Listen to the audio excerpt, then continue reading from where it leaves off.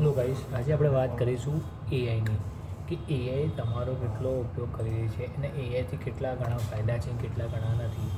ખાસ કરીને જીવન જરૂરિયાત ચીજ વસ્તુ પર શું નુકસાન કરી શકે છે એના માટેની વાત છે.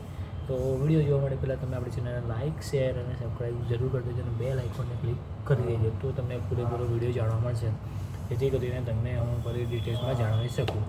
તો વિડીયોની શરૂઆત કરીએ. તો ગાઈસ, આજના ડિજિટલ દુનિયાને પાછળ પાણીનો કેટલો ઉપયોગ થઈ રહ્યો છે, કેટલો બગાડ થયો તમને ખબર છે? નહીં? શું વાત કરું, નહીં ખબર? તો આજે હું તમને નવી ડિટેલ્સમાં જાણ કરીશ. એઆઈ કેમ પડે છે પીવાના પાણીની જરૂર એઆઈને? માણસને જરૂર પડે એઆઈને કેમ પડે છે એના માટેની વાત કરીએ. તો ચોંકાવનારો ખુલાસો બહાર આવે છે કે કેલિફોર્નિયાના યુનિવર્સિટીના સંશોધન મુજબ ChatGPT જો માત્ર 100 શબ્દો લખે તો આશરે 519 મિલીલીટર પાણી વપરાય છે. જાણે કે હું લખું કે મારે આ વસ્તુ કરવી છે, ChatGPT પૂછું, ChatGPT મને ક્વેશ્ચનનો આન્સર આપે તો એટલે કે માત્ર એક નાનકડા ઈમેલ કે જવાબ પાછળ આખી એક પાણીની બોટલ ખાલી થઈ જાય છે. આપણા ક્વેશ્ચનના આન્સર માટે પાણીનો કેટલો મિસયુઝ થાય છે. આપણા માટે ઇઝી થઈ ગયું, પણ એ આપણી જીવન જરૂરિયાતના એક મોટા પાર્ટને લઈ લે છે આપણામાંથી. તો ગાઈસ, બહુ વિચારવા જેવી વાત કહેવાય. તો ડેટા સેન્ટર અને કુલિંગ સિસ્ટમ માટે આ વસ્તુ વપરાય છે. ત્યાંનો જે ડેટા સેન્ટર છે બલ્કમાં અને એને ઠંડુ કરવા માટે કુલિંગ સિસ્ટમ માટે આ વસ્તુ વપરાય છે. મુખ્ય મુદ્દામાં કેવું છે કે એઆઈ મોડેલ ચલાવવા માટે વિશ્વમાં વિશાળ ડેટા સેન્ટર બનાવવામાં કાર્યરત થઈ રહ્યા છે. એ ડેટા સેવ કરવા માટે રાખે છે.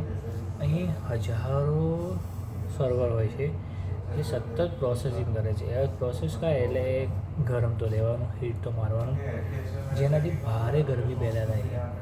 અને આ સર્વરને ઠંડા રાખવા માટે પાણી આધારિત કુલિંગ સિસ્ટમનો ઉપયોગ કરવામાં આવે છે. એના પર પાણી કાં તો કુલિંગ દ્વારા એને ફેન પ્રોવાઈડ કરવાથી એ ઠંડુ પડે છે. ગાઈસ, પાણી વગર એઆઈ નથી. પાણી છે તો પ્રગતિ છે, એઆઈથી પ્રગતિ નથી. ગાઈસ, આ વસ્તુ મગજમાં રાખવા જોઈએ.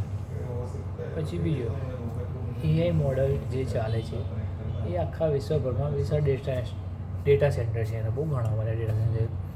એટલે પછી એનાથી જો બહુ વધારે પાણી વપરાશે તો ભારે ગરમી પેદા થવાની, જેનાથી નુકસાન થવાનું આપણને થવાનું.